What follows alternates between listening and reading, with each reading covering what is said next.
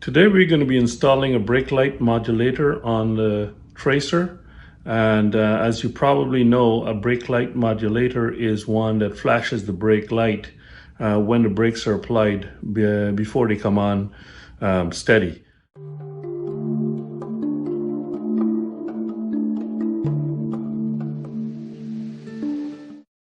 This is the product that I picked up from TST Industries. It's their brake light modulator for the Yamaha FZ09 and MT09, I believe. They don't have the Tracer 900 GT listed on their website as an application, but just looking at the connectors, I think that it'll work.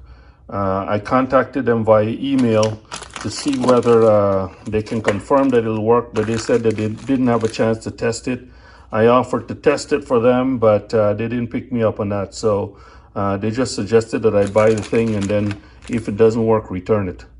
So this is all that came in the package. As you can see, a couple of Ziploc bags, no instructions.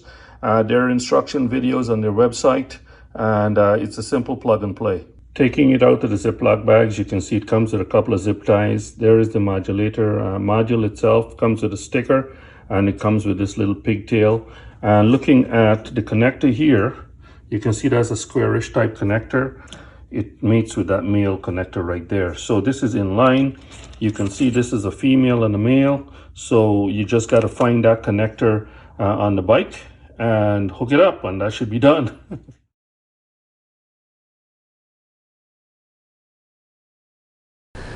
With the seat off, you just got to take the stuff out from underneath the seat, and in my case I usually keep one of these DuPont chain saver wax-based chain lubes in this neat little cubby here, and that's exactly where one would think that this brake light modulator would go. It would go probably in here. As you can see, there's the connector for the brake light right here, so this has to come out. On my bike I've got a rack, a tail rack, and then this piece here is part of that. So to make the job easier to get to this thing, I just remove this. Your tracer mightn't have the same arrangement as this if you don't have a rack. This is the hardest part of the installation, is getting this thing off and separating these two here without pulling on the wires. I don't want to do that because you can pull the wires out and then you get a bigger problem. Now, after fighting with this for a little while, I realized that I could push this off without removing the stupid clip. So now it's just a matter of installing this female into this end here, and it can only go in one way. So that's there. You hear the click, and then you push this end into the female end that's on the bike. So let's go ahead and do that. So it's hooked up, and it's got a couple small screws here. We can take the cap off and adjust the which type of strobe we want and the speed. But for now, let's just check it out, see if it works. Okay, we just switched the bike on and apply the brake. See, that's the default, and then there's a decay, and then you press again. So that's a little bit fast for me. I don't know if I like that pulse rate, but that's how it comes right out of the box. Now, as you can see here, you got some tiny screws, and if that were to fall down into the bike here, you'd have a bad day.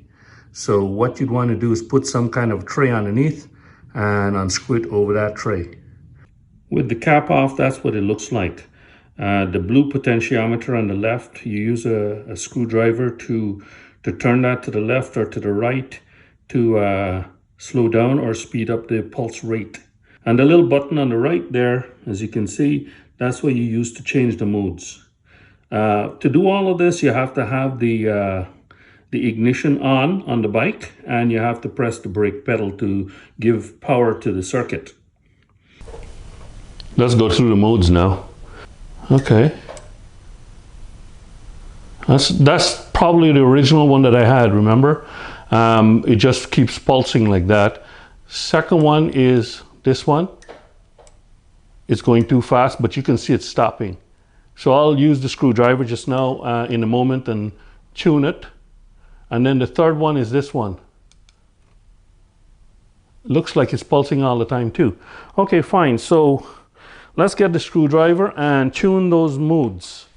Pressing the brake, you see I'm turning that down like that. So for that mode, that looks good to me. Let's change the mode now to the next one. This one here. Let's turn this one down a bit.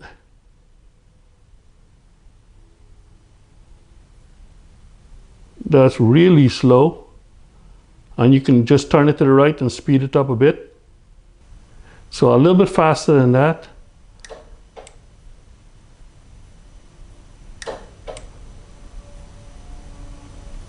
Yeah. Maybe a tad faster than that. It's your preference. Yeah, look at that. I think that's the one. So with that set, I just put the cap back on and then find a place to stick the dongle. Good. As you can see, I put this cross member back there. So if you don't have that bottle underneath this seat here, you can easily stick the dongle underneath here. But since I've got that bottle, it mightn't fit. But there's a surprising amount of area underneath here. So I don't know. I'm a lazy kind of guy. Some people would probably run it along here or something like that. Let's see if the bottle will fit. Notice this is a pretty small bottle. And I've got this Ziploc bag here. Reason being, I don't want this thing to spill. Don't ask me how I know what that can lead to. Looks to me that still fits. So I think I'm good to go. Last thing I'm going to do for this install is just to put this little sticker here underneath there, just to let anybody know who the next owner maybe, that I've got one of these blinkers in here from TST. Not that I'm doing a product endorsement or anything like that. So far it seems to work, and if it keeps working for the next little while, then I'll say it's okay. But for now, $50 upgrade should enhance the safety of the bike. I forgot to mention, one of the reasons why you might reconsider running this along the side of the trim is that then you won't have easy access to this, to take this off, because if you wanted to change the mode, you've got to unscrew this, and then to take it out from the trim and all that's a pain in the butt, you know. But at least if it's tucked in behind here somewhere, you know, then it's safe and you can actually get to it quite easily. So got to mention that before, but that's another good reason for not running it into the side of the bike. So I hope you found the video useful. If you did, give it a like, share the video, and consider subscribing to the channel. And there it is, all done.